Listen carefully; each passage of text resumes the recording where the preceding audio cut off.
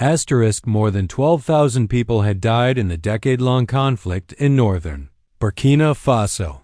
Ibrahim Traore knew that military solutions had failed. Without telling anyone, unprotected, he set out into the desert to meet one of the world's most dangerous terrorist leaders. The morning began like any other in Ouagadougou. President Ibrahim Traore reviewed intelligence reports over a simple breakfast in his quarters at the presidential compound. The documents painted a grim picture. Another village attacked, 23 civilians killed, infrastructure destroyed. The pattern had repeated for years across northern Burkina Faso, with government forces seemingly powerless to stop it. Traore set the reports aside and walked to the window.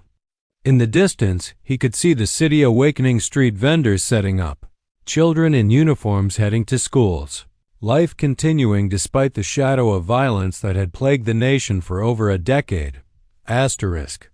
Since taking power, he had tried everything to end the insurgency: increased military presence, community outreach, economic development in affected regions.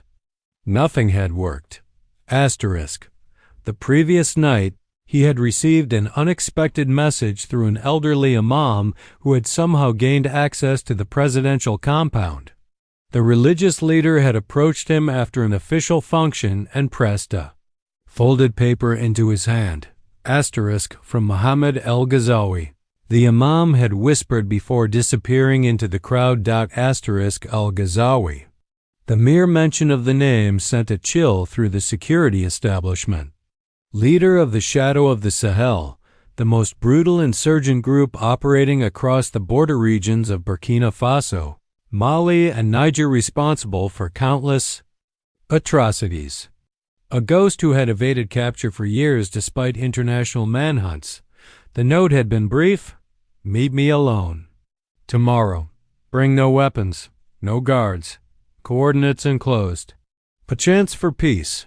Any reasonable security assessment would declare it a trap." Traore's advisors would unanimously forbid him from going. International allies would call it madness. Yet, as he watched his city come to life in the morning light, Traore made his decision. 10 minutes later, he left his quarters dressed in simple civilian clothes, khaki pants, a light cotton shirt, no symbols of office. He told his chief of staff he was taking a personal day to visit his childhood village and needed no security detail, a half-truth that bought him the day. Instead of his official vehicle, he took an unmarked jeep from the motor pool. The guard at the gate barely glanced at him. Accustomed to the president's unconventional style and preference for occasional solitude, once outside the capital, Traore drove north. The landscape gradually transformed from the lush green of the south to the arid semi-desert of the north. He knew these roads well from his time as a military officer before becoming president. Each village he passed reminded him of the human cost of the conflict: abandoned homes, security checkpoints, the weary eyes of residents who had seen too much violence. 6 hours later, he approached the coordinates specified in the note. It was a remote area near the Mali border, a no-man's land that government forces rarely entered. He parked the jeep by a cluster of acacia trees and waited. Minutes stretched into an hour. The afternoon sun beat down mercilessly. Traore remained in the vehicle, doubts beginning to creep in. Had he been lured away from the capital for some other purpose? Was an attack being launched while he sat in the desert? Then he saw them 3 pickup trucks approaching from the north, dust clouds billowing behind them. As they drew closer, he could make out the black flags that had become synonymous with terror across the Sahel. Men with covered faces and assault rifles stood in the beds of the trucks. It was too late to reconsider. Traore stepped out of his vehicle, empty hands raised slightly to show he was unarmed. The trucks formed a semicircle around him, engines idling. Armed men jumped down, creating a perimeter. From the center vehicle, a tall figure emerged. Unlike his men, Muhammed El-Ghazawi's face was uncovered. He was younger than Traore had expected, perhaps. In his late 30s, with a closely trimmed beard and penetrating eyes that had seen their share of conflict. He wore traditional desert attire but carried himself with the bearing of someone who had received military training. President Traore, El-Ghazawi said, his voice carrying across the space between them. I did not expect you to come alone. And? Yet you asked me to, Traore replied evenly. A test one you've passed. El-Ghazawi gestured to a small tent that Traore hadn't noticed earlier, set up beneath a lone acacia tree several meters away. Shall we speak out of this heat? The two men walked toward the tent, surrounded by watchful fighters. Inside was simple. 2 cushions on a carpet, a small table with water and tea, nothing else. They sat facing each other, 2 leaders from opposing worlds. Why did you request this meeting? Traore asked directly. El-Ghazawi poured 2 glasses of water, offering one to Traore. Because after 10 years of fighting, neither of us is winning. Your forces cannot eliminate us. We cannot overthrow your government. Meanwhile, our people suffer. Our people. Traore noted the choice of words. So you still consider yourself Burkina? I was born in Djibo, El-Ghazawi confirmed, naming a town in northern Burkina Faso. I studied engineering in Ouagadougou before the first government crackdown in 2014. My brother was arrested, tortured, killed, though he had no connections to any militant groups. That path was chosen for me by your predecessors. Traore nodded slowly. He had heard similar stories countless times, the radicalization of young men following heavy-handed security operations by previous regimes. And now, what path do you choose for yourself? El-Ghazawi studied him for a moment before responding. That depends on what you offer, not to me personally, but to the people of the North, the forgotten ones. For the next hour, they spoke candidly about the conflict's root causes. El-Ghazawi described the northern community's grievances: marginalization by the central government, lack of basic services, heavy-handed military responses, foreign military presence that many viewed as neo-colonial occupation. Traore listened more than he spoke, occasionally asking questions that demonstrated his understanding of the region's complex dynamics. He had grown up in similar circumstances in a village that had seen its share of hardship. The difference was that he had channeled his frustrations into military service and, eventually, political leadership rather than insurgency. Your movements. Tactics, attacking civilians, destroying schools, how do these help the people you claim to represent? Traore finally asked. El-Ghazawi's expression hardened. Some attacks attributed to us were committed by others. Some were committed by commanders I could not control. And some, he paused, some were strategic.